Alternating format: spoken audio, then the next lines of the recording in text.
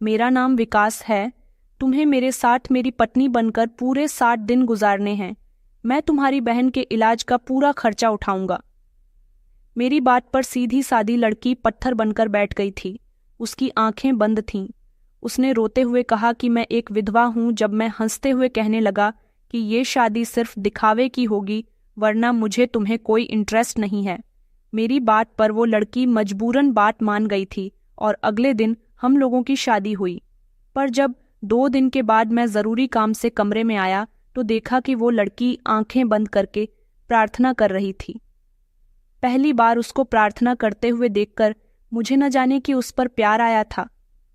मेरे कदम पीछे हट गए। मैं मुस्कुराने लगा और कहने लगा इंटरेस्टिंग, क्योंकि वो प्रार्थना करते हुए बहुत ज़्यादा सुंदर लग रही थी।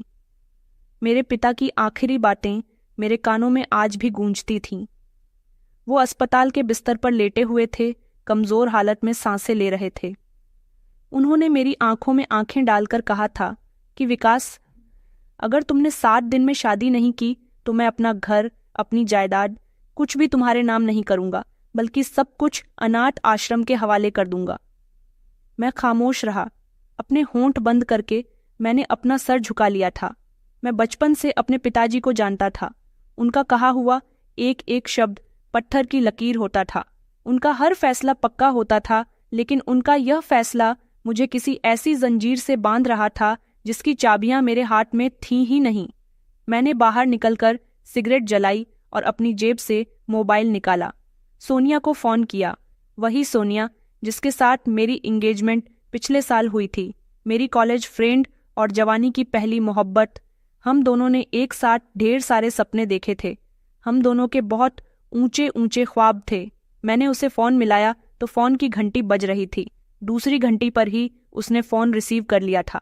उसकी आवाज़ आई। उसने कहा, हेलो विकास, क्या हुआ? तबीयत ठीक है तुम्हारे पापा की? मैंने कहा, सोनिया, मुझे तुमसे एक बहुत ज़रूरी बात करनी है अभी, और इसी समय मुझे तुम्हारे साथ शादी करनी होगी। सिर्फ 7 दिन के अंदर, ये मेरे पिता की वसीयत है। एक लम्हे के लिए दूसरी तरफ से खामोशी छा गई थी। फिर थोड़ी देर के बाद हंसी की आवाज़ आने लगी। सोनिया हंसते हुए कहने लगी, विकास, ये सब नाटक करना छोड़ दो।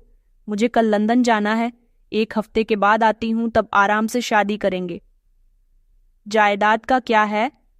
तुम अपने पिता के इकलौते बेटे हो, सब कुछ तुम्हारा ही होगा। मैंने सख्त शब्दों में कहा था कि तुम पागल हो गई हो क्या? मेरी बात को सीरियस क्यों नहीं ले रही हो? मैं मजाक नहीं कर रहा हूं। अगर 7 दिन में हमारी शादी नहीं हुई तो सब कुछ खत्म हो जाएगा। उसने कहा, तो क्या मेरे साथ ही शादी करनी जरूरी है? तुम्हें इतनी जल्दबाजी में शादी करनी है तो किसी और के साथ शादी कर लो। 7 दिन के लिए दिखावे की ही शादी कर लो किसी के साथ। मुझे तो वैसे भी तमाशा से नफरत है। मैं ऐसी उलझन में नहीं पड़ना चाहती। इतना कहकर उसने फ़ोन बंद कर दिया था। मैंने मोबाइल देखते हुए लंबी सांस ली थी। वो जानती थी कि मेरे पिताजी की वसीयत यही है, फिर भी उसने इनकार कर दिया था। शायद उसे लगा कि मैं मजाक कर रहा हूं, या शायद उसे मेरी बात पर यकीन नहीं आ रहा था कि मैं उसके बिना कुछ नहीं करूंगा, लेकिन मैं कुछ भी कर सकता था। इस समय सिचुएशन ही कुछ ऐसी आ गई थी और मैंने कर भी लिया। उस शाम मैंने कानूनी तौर पर वकील से बात की कि वो एक कॉन्ट्रैक्ट पेपर तैयार करें। उसमें डिवोर्स के पेपर्स भी होने चाहिए। 7 दिन की शादी, बस 7 दिन की। इसके बाद जिसके साथ मेरी शादी होगी वो जो चाहे कर सकती थी, तलाक लेना चाहे, अलग होना चाहे, कुछ भी। लेकिन मेरा मकसद इतना था, अपने पिता की वसीयत पूरी करना। मगर परेशानी थी तो वो ये थी कि लड़की कौन? लड़की ऐसी शर्त पर हंसी होती? कौन ऐसी लड़की होती जो मुझसे शादी 7 दिन के लिए कर लेती? मैंने एक कंपनी से कॉन्ट्रैक्ट किया था जिनका दावा था कि वो कुछ ऐसे मजबूर लोगों के रिश्ते करवाते हैं जिनकी शादियां नहीं होती। मैंने अगली सुबह अपनी शादी की। शेरवानी खुद पसंद की। कोई दिखावा नहीं था, सिर्फ एक रस्म थी जिसमें मैं दूल्हा हूं और सिर्फ कुछ दिनों के लिए ही शादी करने जा रहा हूं। लेकिन अंदर कहीं एक अजीब सी उलझन थी। भूलझन जो न ख्वाहिश थी न मोहब्बत थी, सिर्फ जिम्मेदारी का बोझ थी। उसे मैं खुद अपने कंधों पर डाल चुका था। फाइनली दुल्हन का बंदोबस्त हो चुका था। गाड़ी में बैठते ही मुझे कॉल आ गई थी। वकील ने कहा था कि सारे कागजात तैयार हैं। आप जिस वक्त चाहे रजिस्ट्रार में आकर कोर्ट मैरिज कर सकते हैं। मैंने गहरी सांस ली और कहा कि ठीक है, मैं आ रहा हूँ।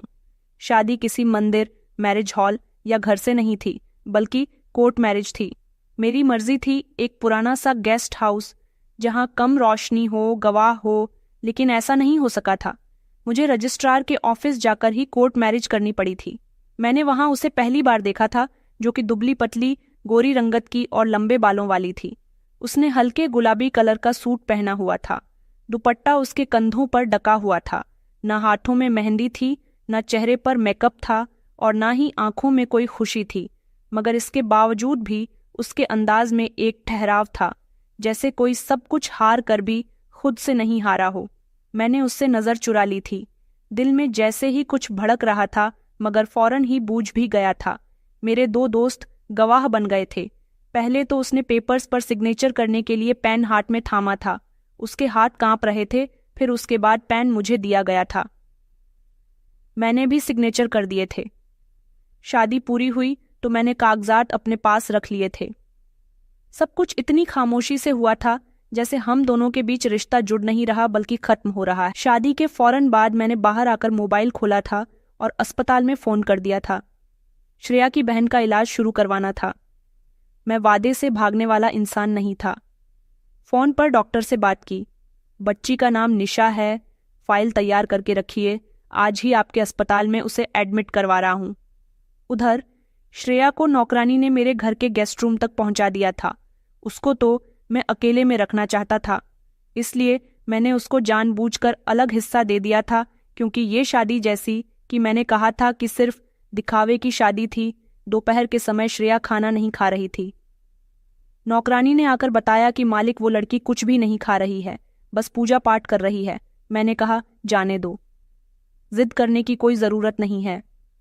उसके साथ वो खुद 7 दिन में सीख जाएगी कि यहाँ के उसूल क्या है। उस रात मैं अपने कमरे में था, फाइलें में उलझा हुआ था, मगर दिमाग में मैंने नोटिस किया था कि श्रेया के माता पिता के बारे में मुझे कुछ पता ही नहीं था, ना उसने जिक्र किया था। माँ भी नहीं थी, सिर्फ एक बहन थी, निशा। वो भी जिंदगी और मौत के बीच की जंग लड़ रही थी। इसको देखकर लगता था कि ये लड़की किसी बहुत बड़े नर्क से गुजर कर आई है, मगर फिर मैं खुद को समझाया करता था कि मुझे इस बात से क्या मतलब, मुझे उसके परिवार से, उसकी पर्सनल जिंदगी से क्या लेना देना। ये तो एक सौदा है ना।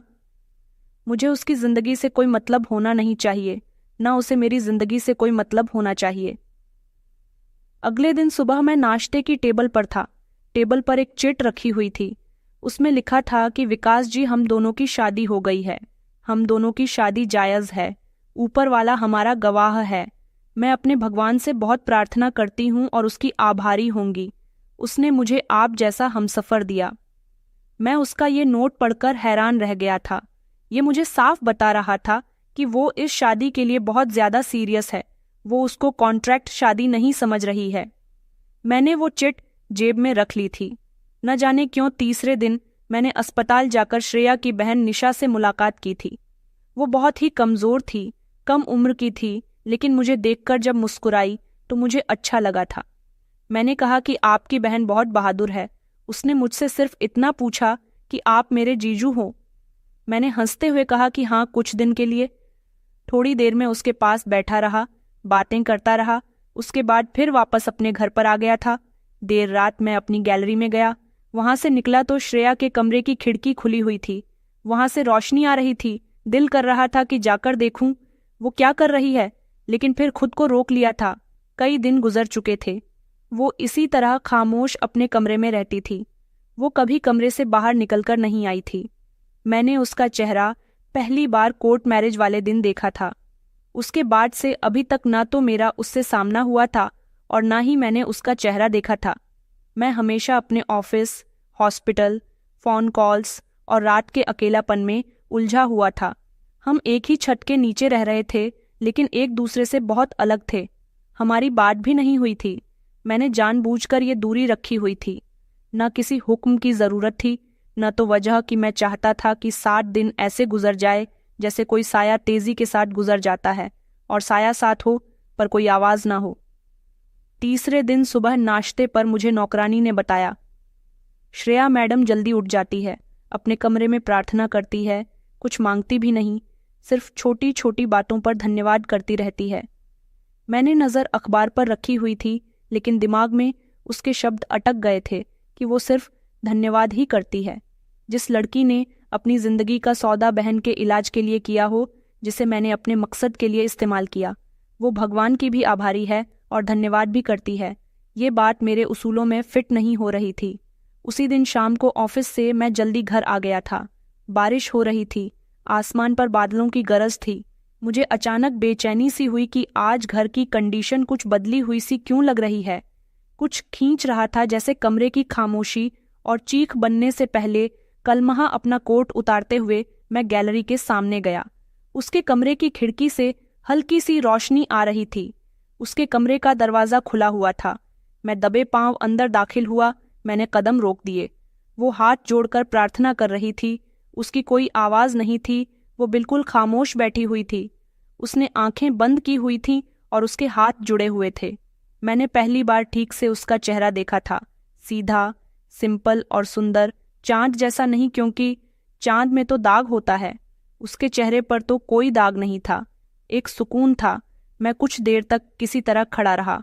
कदम खुद ब खुद पीछे हट रहे थे, जैसे किसी ने मेरे बीच में दखल दिया हो, और फिर एक लम्हे के लिए मेरे होठों पर मुस्कुराहट आ गई थी। मैंने कहा, इंटरेस्टिंग, और ये कहकर मैं पलट आया था।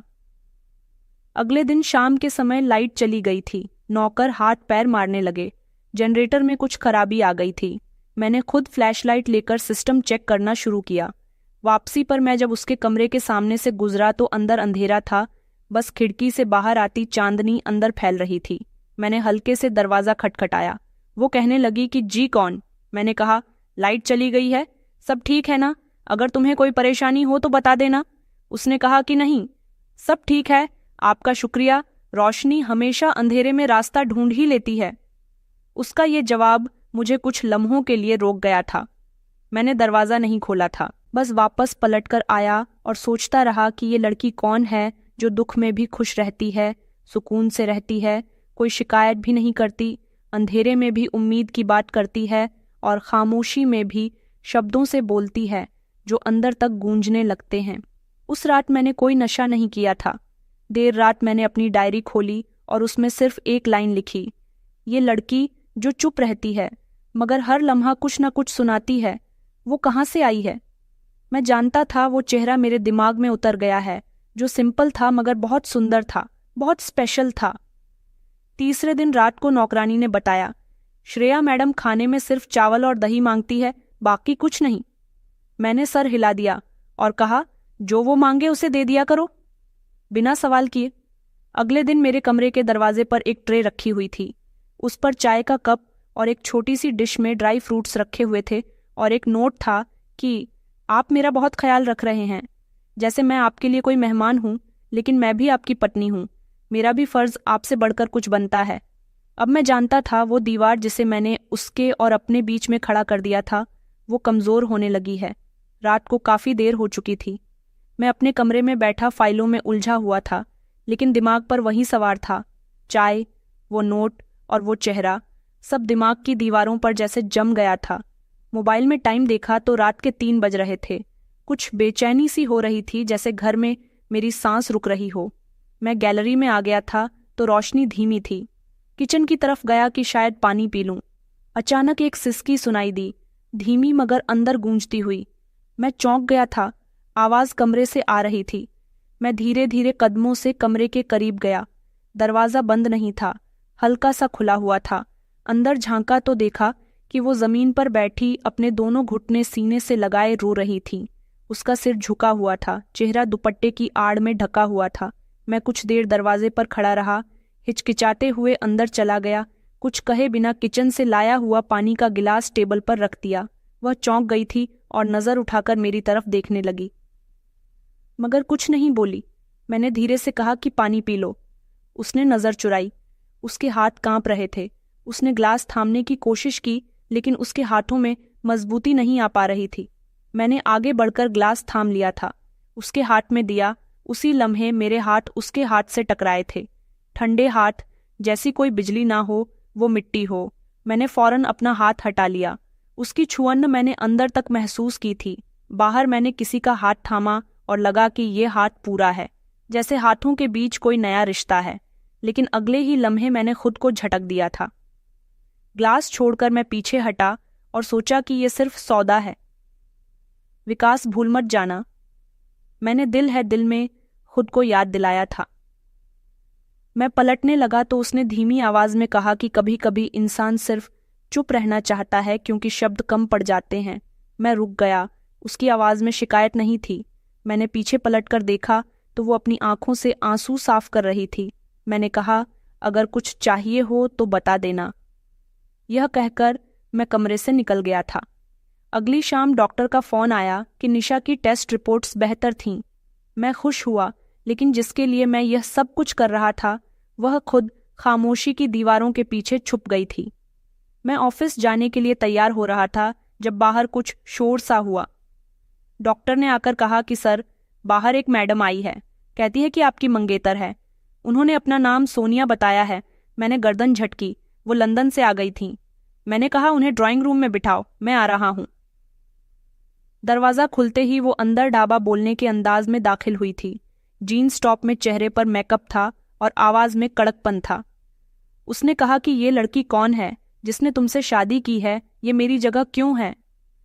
मैंने सुकून से कहा, सोनिया बैठो। उसने कहा कि नहीं, मुझे जवाब चाहिए, तुमने शादी कर ली। सच में मुझे बिना बताए मैंने ठंडी सांस ली और कहा कि तुमने इनकार कर दिया था, इसीलिए मैंने फैसला कर लिया।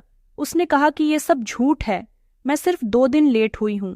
तुमने मेरे ना आने पर किसी दूसरे लड़के को अपना नाम दे दिया। मैंने कहा, तुम लेट हुई और वो टाइम पर आ गई। वो हंसने लगी और कहने लगी, तुम उसे पत्नी कहने लगे या अभी भी सिर्फ कॉन्ट्रैक्ट है?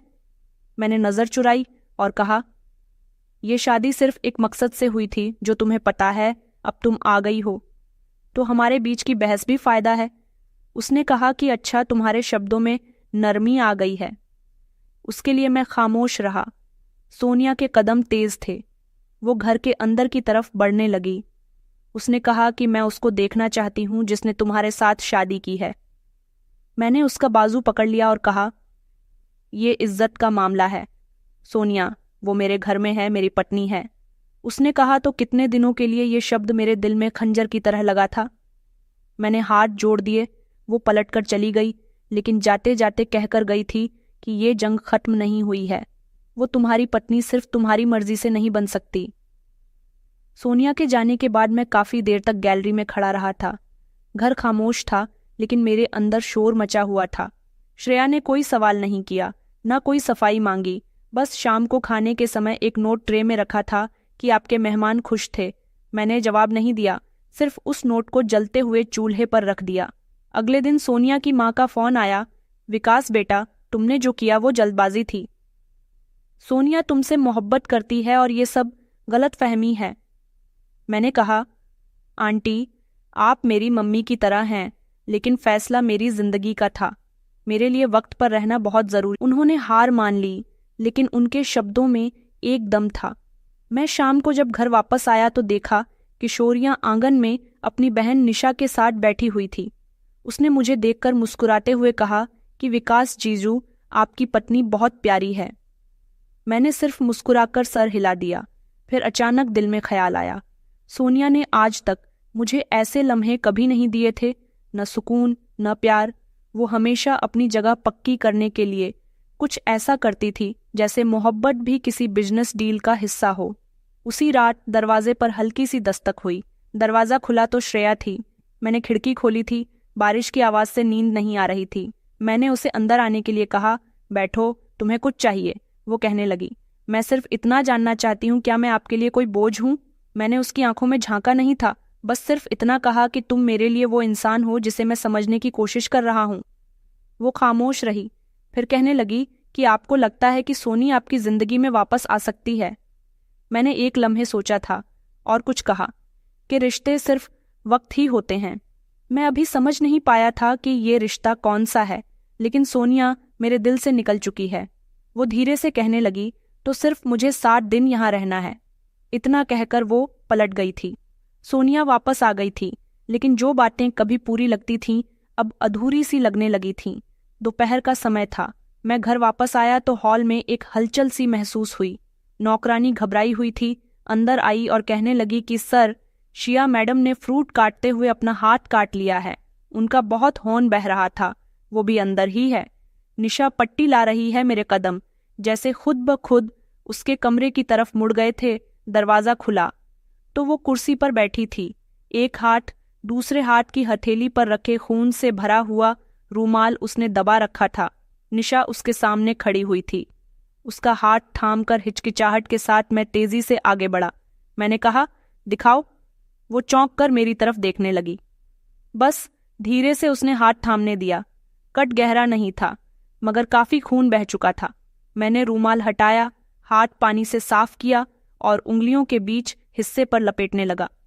उसके हाथ कांप रहे थे, शायद दर्द से या फिर मेरी मौजूदगी से, ये शायद किसी और अनजान एहसास से। मैं झुका रहा, खामोशी से, जैसे शब्दों की कोई गुंजाइश ना हो।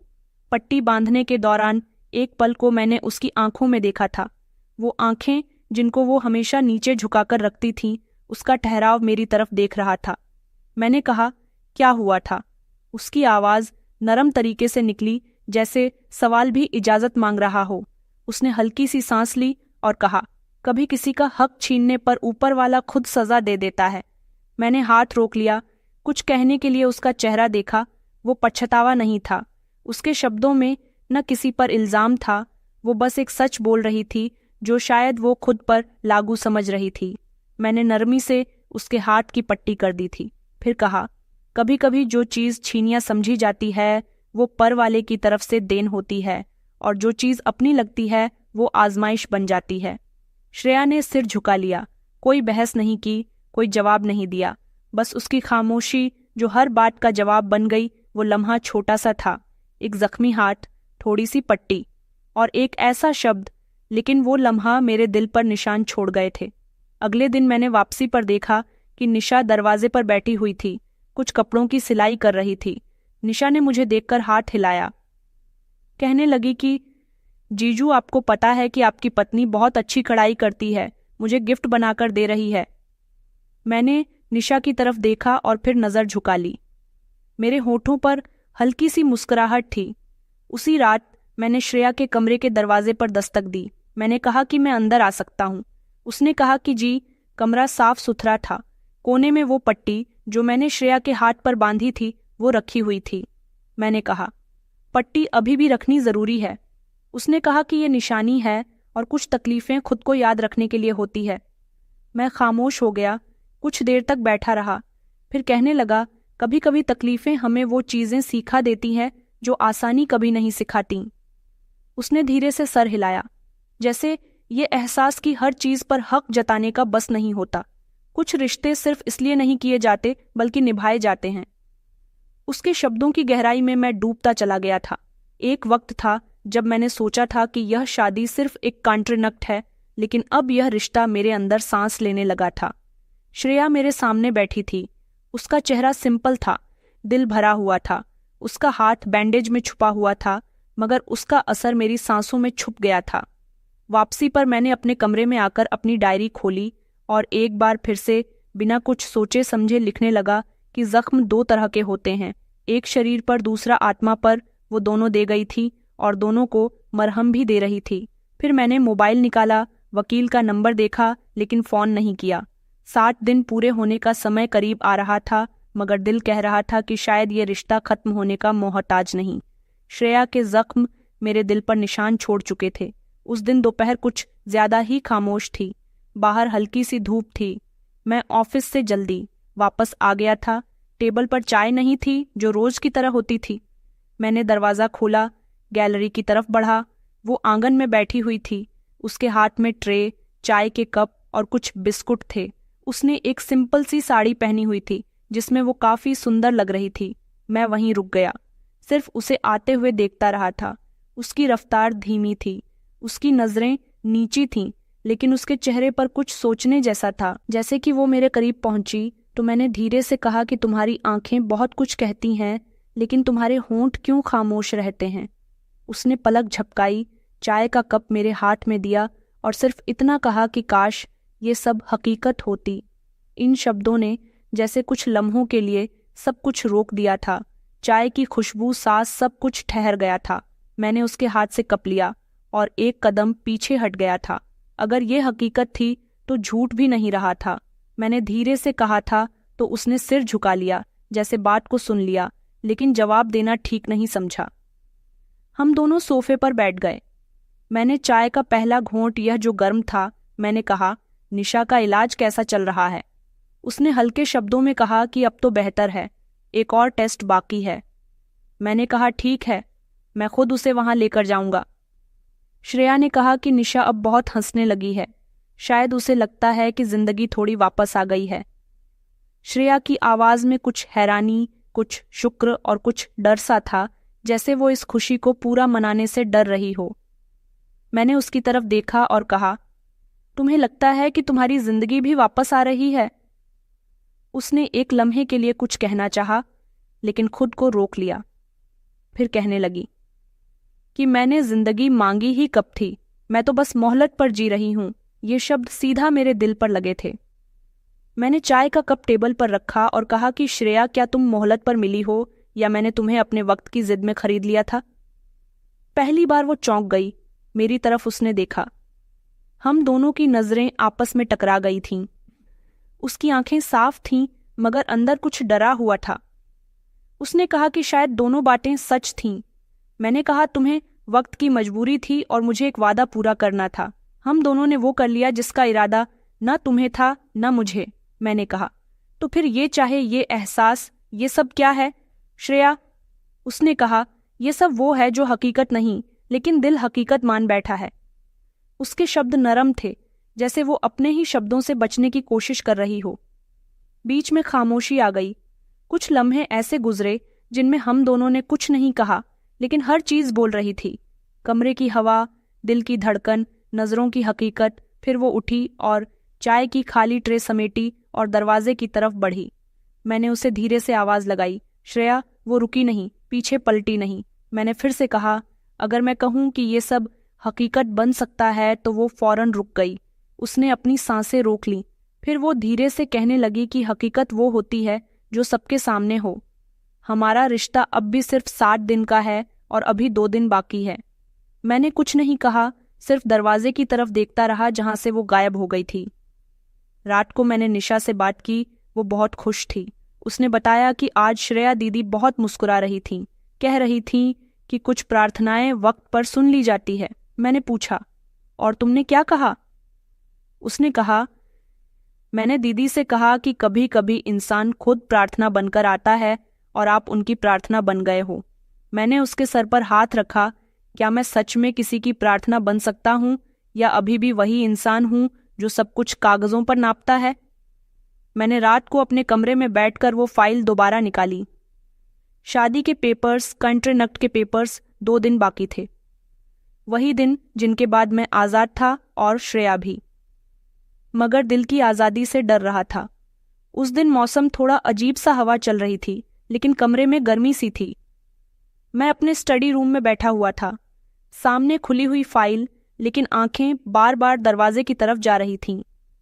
श्रेया दिन भर नजर नहीं आई थी, न दोपहर में, न शाम में और न ही रात के खाने पर। नौकरानी ने बताया कि श्रेया मैडम कह रही थी कि उन्हें आराम करना है, शायद उनके सर में दर्द हो रहा है। मैंने गर्दन हिलाई, मगर दिल बेफिक्र नहीं था। एक अजनबी सी बेचैनी ने दिल के किनारे दिला दिए थे। मैंने टाइम देखा तो रात के 11 बज रहे थे। मैं कुछ लम्हे रुककर दरवाजे से बाहर निकला, उसके कमरे की तरफ चल पड़ा। दरवाजा खुला हुआ था। मैं अंदर दाखिल हुआ तो कमरा खाली था। हर चीज अपनी जगह पर थी, मगर वह खुद कहीं नजर नहीं आ रही थी। मैंने आवाज लगाई, श्रेया। आवाज कमरे में गूंज गई, लेकिन कोई जवाब नहीं आया। मैं बाहर आया तो खामोशी भी चीख रही थी। चारों तरफ सन्नाटा छाया हुआ था। फिर अचानक एक हल्की सी आहट थी। गैलरी के पास वो जमीन पर गिरी पड़ी थी। नीले रंग के कपड़ों में उसका चेहरा पीला पड़ गया था और सांस धीमी चल रही थी। मैंने कहा, श्रेया। मैं दौड़कर उसके करीब गया। मैंने उसके सर को अपनी गोद में ले लिया। उसके हार्ट की नस, चेक की धड़कन कमजोर थी। मैं फौरन चिल्लाता, गाड़ी निकालो। नौकर ने दौड़कर गाड़ी निकाली। मैंने उसे उठाया जैसे एक टूटा हुआ परिंदा हूं। मैं फौरन ही लेकर अस्पताल जाने के लिए रवाना हो गया था। उसके हाथ मेरी उंगलियों में थे। मैं बार बार कह रहा था, बस पहुंच रहे हैं, तुम्हें कुछ नहीं होगा, मैं हूं ना तुम्हारे साथ। महाश्रिया को इमरजेंसी वार्ड में ले गया। डॉक्टर भागते हुए आए। इंजेक्शन, ऑक्सीजन और ढेर सारे सवाल। एक डॉक्टर ने मुझे अलग ले जाकर कहा कि सर, इन्होंने नींद की गोलियां खाई हैं, क्वांटिटी ज्यादा थी। आप टाइम पर इन्हें अस्पताल ले आए, वरना ना जाने क्या हो जाता। मैंने जमीन पर बैठे हुए सिर्फ इतना कहा कि वो जिंदा है ना। डॉक्टर ने सर हिलाया। अभी मैं कुर्सी पर बैठ गया था। दिमाग में सिर्फ एक सवाल था कि उसने ये सब क्यों किया। सुबह के समय डॉक्टर ने कहा कि पेशेंट को होश आ गया है, आप इन्हें जाकर देख सकते हैं, लेकिन वो बहुत ही कमजोर है, बात करने की कंडीशन में नहीं है। मैं कमरे में दाखिल हुआ। वो निढाल लेटी हुई थी। उसकी आंखें धीरे धीरे खुल रही थीं। मैं उसके पास जाकर बैठ गया, उसका हाथ थाम लिया जो अभी भी ठंडा था।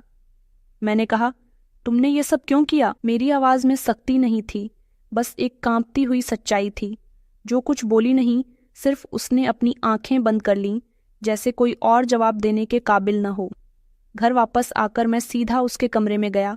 हर ड्रॉर चेक की, उसका सामान चेक किया। उसके सामान के बीच में एक छोटा सा लेटर पड़ा मिला, डायरी थी। मैं बैठा, डायरी खोली। पहला पेज खाली था, दूसरा भी। तीसरे पर एक शब्द लिखा हुआ था, मैं विधवा नहीं, तलाकशुदा हूं। मेरे हाथ रुक गए, दिल जोर जोर से धड़कने लगा। अगले पेपर पर लिखा हुआ था, उसने मुझसे मोहब्बत नहीं की, बस मुझे इस्तेमाल किया। मेरा शरीर, मेरी इज्जत, मेरा सुकून सब खेल का हिस्सा था और मैं बुझती रही। शादी सब कुछ करवा लेती है। एक दिन उसने कहा कि तुम मेरे काबिल नहीं हो और मुझे डिवोर्स दे दो, जैसे मैं कोई चीज़ हूं जिसे इस्तेमाल करने के बाद फेंक दिया जाता है। मैंने जीना छोड़ दिया था, सिर्फ अपनी बहन का चेहरा देखकर रोज मरने से रुक जाती थी। फिर तुम मेरी जिंदगी में आए विकास, और तुमने कहा कि सिर्फ 60 दिन के लिए मैं तुम्हारी पत्नी बन जाऊं। मैंने सोचा शायद अब शरीर को बेचने का काम कानूनी हो गया है, कम से कम इस बार मेरी बहन बच जाएगी। ये सब पढ़कर मेरी आंखों में आंसू आ गए थे। हर शब्द दुख से भरा हुआ था। मैंने सोचा, जो लड़की इतनी सुकून से प्रार्थना करती है, जो रोज खामोश रहती है, वो अंदर से इतनी जख्मी थी। एक पेपर पर लिखा हुआ था, तुम खुश होते हो पर तुम्हारे सवाल मुझ तक पहुंच जाते हैं। तुम्हारी नजरों में कुछ था जो बाकियों से बहुत अलग था। मैं डर गई थी, कहीं इस बार मेरा दिल न लग जाए। मैंने डायरी बंद कर दी। मैं कुछ भी समझने के काबिल नहीं रहा था। मेरे हाथ कांप रहे थे। मैं बाहर हॉल में आकर बैठ गया था, सिर हाथों में छुपा लिया था। मैंने जिसे सौदा समझा था, वो लड़की तो खुद जिंदगी की जंग लड़ रही थी।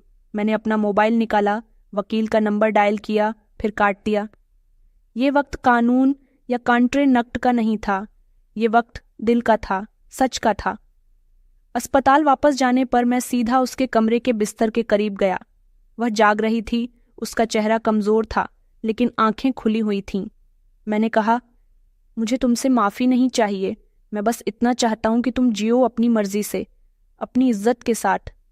वह खामोश रही, मगर उसकी आंखों में पहली बार हल्की सी नमी के साथ एक रोशनी थी। मैं अस्पताल से श्रेया को घर ले आया था। वह बहुत ही कमजोर थी, लेकिन अब खामोश नहीं थी, बस थकी हुई सी लग रही थी। निशा ने दरवाजे पर आते ही उसे गले लगा लिया था, जैसे वो बरसों के बाद वापस आई हो। घर का माहौल थमा हुआ था, हर कोई सावधान था, जैसे सब कुछ जानते हुए भी अनजान बने बैठे हों।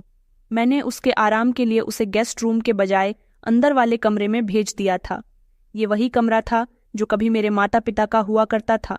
वहां सुकून था, धूप भी कम आती थी, मगर रोशनी हमेशा अंदर मौजूद रहती थी।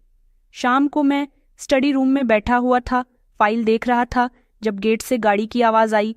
नौकरानी ने आकर बताया कि सर, सोनिया मैडम आई हैं। मैंने सिर उठाया। मुझे पता था कि अब वो क्यों आई है। दरवाजा खुला। सोनिया का चेहरा घमंड और गुस्से से भरा हुआ था। उसने कहा, विकास, अब हद हो गई है। मैं तुम्हारी खामोशी और तुम्हारे फैसले दोनों से तंग आ चुकी हूँ। वो सीधा मेरे सामने आकर खड़ी हो गई। मैंने ठंडे शब्दों में कहा कि बैठो, मुझे तुमसे बात करनी है।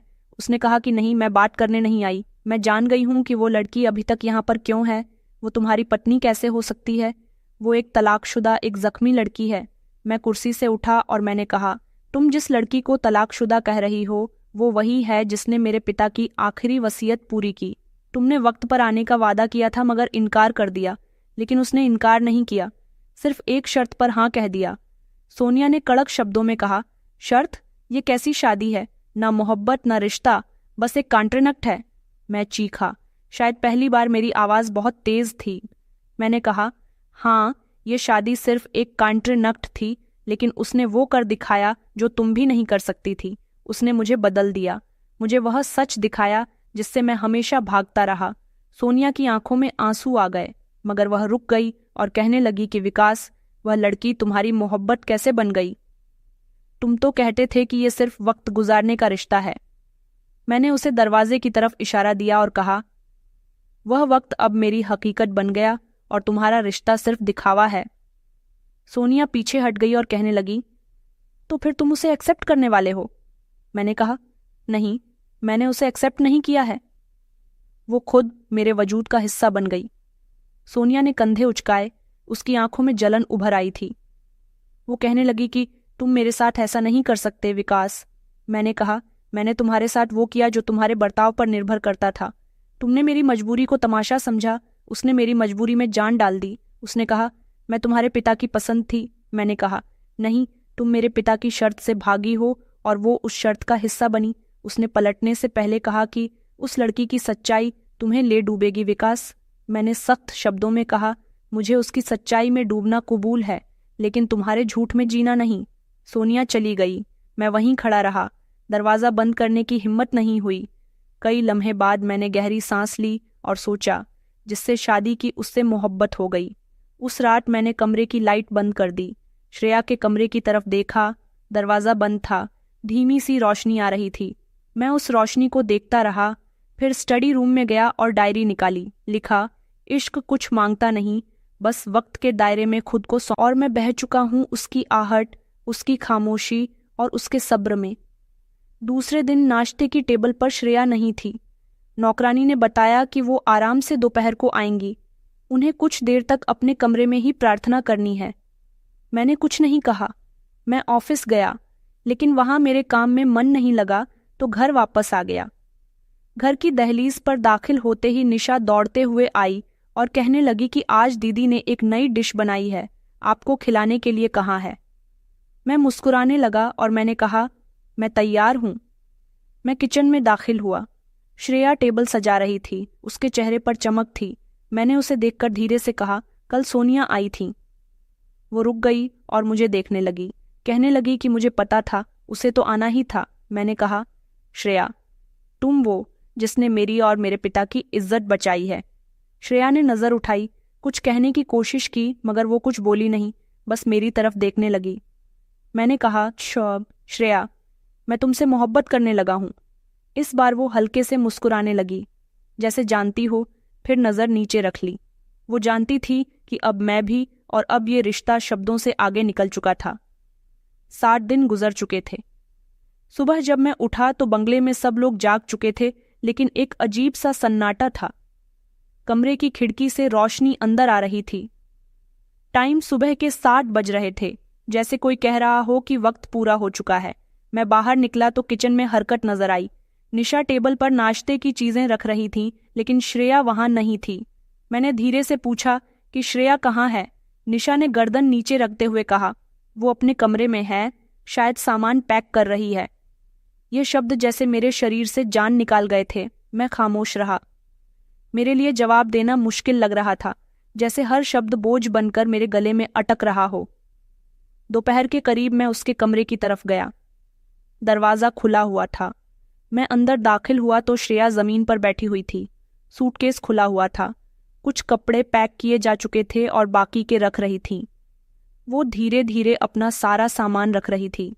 ऐसा लगता था जैसे उसने जाने का फैसला कब का तय कर लिया है। मैं दरवाजे पर ही रुक गया। कुछ देर इसी तरह खड़ा रहा। श्रेया ने मुझे देखा नहीं था। अच्छा, जानबूझकर नज़र नहीं मिला रही हो। फिर वो कहने लगी कि मैं जा रही हूँ, जैसे कि वादा था। 60 दिन पूरे हो गए हैं और अब मेरा यहाँ कोई हक नहीं रहा। मैं अंदर दाखिल हुआ। मैंने अंदर कदम रखते हुए कहा कि मैंने तुम्हें जाने के लिए नहीं बुलाया। उसने कपड़े फोल्ड करते हुए कहा, लेकिन आपने रोका भी नहीं है। मैं खामोश हो गया। फिर वह कहने लगी कि शादी का समय पूरा हो चुका है, वादा भी पूरा हो गया है, मेरा रिश्ता खत्म हुआ। अब मैं सिर्फ वही हूं जो पहले हुआ करती थी, तलाकशुदा, खामोश और मजबूर।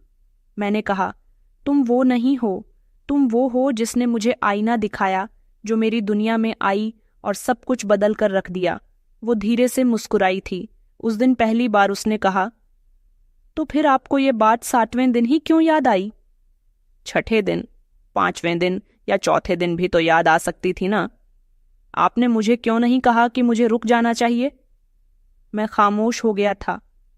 कुछ लम्हे गुजर गए। मैं फिर बोला कि वादा दिल से किया जाता है। ये शब्द जैसे हवा में ठहर गए थे। वो उठ खड़ी हुई। उसने अपना सूटकेस बंद किया और खिड़की की तरफ चल दी थी। हल्की हवा अंदर आ रही थी, पर्दा उड़ रहा था। उसने कहा, विकास, दिल से किए गए वादे हमेशा वक्त से पहले टूट जाते हैं और वक्त के वादे वो कभी दिल के काबिल नहीं होते। मैंने कदम आगे बढ़ाया, उसके पीछे जाकर खड़ा हो गया।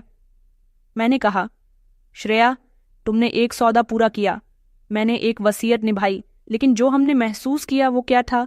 वो कोई झूठ था। उसने कहा कि कुछ भी महसूस करना जुर्म नहीं होता, बोलना हक है। आपने कभी नहीं कहा कि मैं आपके लिए कुछ मतलब रखती हूं, और मैंने भी कभी नहीं कहा कि मैं ठहरना चाहती हूं। मैंने पहली बार उससे सवाल किया, लेकिन तुम रुकना चाहती हो ना? वो मेरी तरफ पलटी। उसकी आंखों में आंसू थे और कहने लगी कि हाँ, लेकिन खुद नहीं कह सकती, क्योंकि मैंने वादा किया था, और वादा निभाने वालों को खुद सबसे ज्यादा वादा प्यारा होता है। उस पर मुझे लगा कि सब कुछ रोक दूं, वक्त, फासला, कस्में, सब कुछ। वह सूटकेस के साथ बाहर निकली। निशा दरवाजे के बाहर खड़ी हुई थी। उसने लिपट कर श्रेया को गले लगा लिया और कहने लगी कि दीदी, आप कहाँ जा रही हो? श्रेया ने उसके सर पर हाथ रखा और कहने लगी, कहीं नहीं, बस एक वादा पूरा कर रही हूं, लेकिन तुम्हारे दिल में हमेशा रहूंगी। गाड़ी गेट पर खड़ी थी। मैं दरवाजे पर आया। नौकर ने सामान रखा। श्रेया गाड़ी के दरवाजे के करीब पहुंची। मैंने आखिरी बार पुकारा। वो रुक गई, लेकिन उसने पलट कर नहीं देखा। मैंने कहा, अगर तुम जा रही हो तो चली जाओ, न कि मेरे वादे को निभाने के लिए। वो कुछ देर खड़ी रही, फिर धीरे धीरे गाड़ी में बैठ गई। दरवाज़ा बंद हुआ, गाड़ी चल पड़ी। मैं वहीं दरवाजे के पास खड़ा रहा जब तक गाड़ी नज़रों से ओझल नहीं हुई। वो जा चुकी थी। वो 60 दिन जो कभी बोझ हुआ करते थे, अब कमी बन गए थे। मैं दरवाजे पर बैठा रहा और खुद से कहने लगा, जिस लड़की को मैंने खरीदा हुआ समझा, वो मुझे मेरी कीमत का अंदाज़ा दे गई। शाम ढल रही थी। धूप की रोशनी कम हो रही थी। मैं अकेला था, लेकिन पहली बार अपनी खामोशी में किसी की आवाज़ गूंजती हुई महसूस हो रही थी।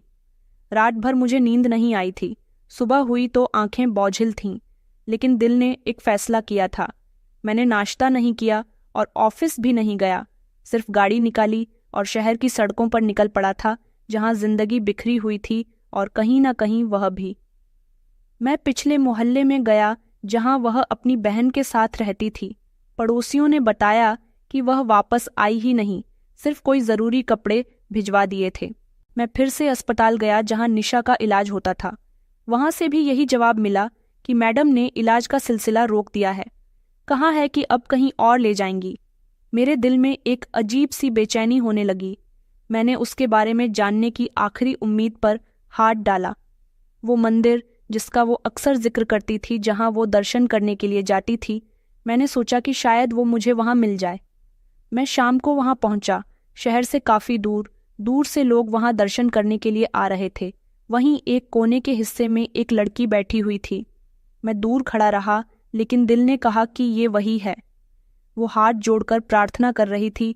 उसके होंठ हिल रहे थे। उसे देखकर मेरे दिल की धड़कनें तेज हो गईं। वो प्रार्थना कर रही थी। मैं धीरे से उसके करीब गया। मैंने कहा, श्रेया। वो चौंक गई। उसने अपनी आंखें खोली। मेरा चेहरा देखा। उसकी आंखों में आंसू थे। मैंने एक लम्हे में कुछ भी कहे बिना उसकी आंखों में वो सब कुछ कह दिया जो शब्दों से मुमकिन नहीं था। मैंने कहा, मैं तुमसे सिर्फ शादी नहीं बल्कि जिंदगी मांगने के लिए आया हूं। उसकी आवाज नहीं निकली, बस आंखों से आंसू बह रहे थे। मैं भी उसके पास ही बैठ गया और मैंने ऊपर वाले से प्रार्थना की कि अगर ये लड़की मेरे भाग्य में है तो आज इसे मेरी जिंदगी में शामिल कर दो। मैंने उसे खोने के लिए नहीं पाया था और मैंने जो कुछ कहा था वो हकीकत थी। प्रार्थना करने के बाद वो खामोशी से उठी। मैंने हाथ बढ़ाया, वो पीछे नहीं हटी। उसने आंसू साफ किए। मैंने कहा कि मैं जानता हूं कि मैंने देर की है, लेकिन ये देर मेरे दिल को समझने में लगी। तुम्हें नहीं, तुम तो पहले दिन से ही मेरी हकीकत बन चुकी थी। मैंने सिर्फ कहने में वक्त लगा दिया। कुछ देर वो खड़ी रही और फिर धीमी आवाज में कहने लगी कि विकास, मैं वादा निभाने गई थी, मोहब्बत छोड़कर नहीं।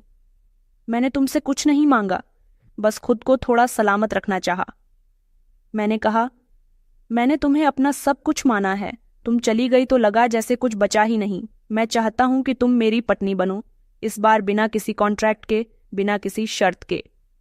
वो खामोश रही। उसने कहा, क्या तुमने मेरे बीते हुए समय को भी थामने का फैसला कर लिया है? मैंने उसकी आंखों में देखा। मैंने उससे कहा कि मैं तुम्हारे साथ हूं, वो सब कुछ झेलने के लिए तैयार हूं जो तुमने पहले अकेले झेला। श्रेया की आंखों से आंसू बहने लगे। उसने आसमान की तरफ देखा, प्रार्थना की और फिर मेरे साथ हाथ पकड़कर आगे बढ़ गई। मैंने उसकी तरफ देखा और कहा, चलते हैं वहीं जो तुम्हारा भी है। उसने सर हिलाया। उसकी आंखों में सुकून था।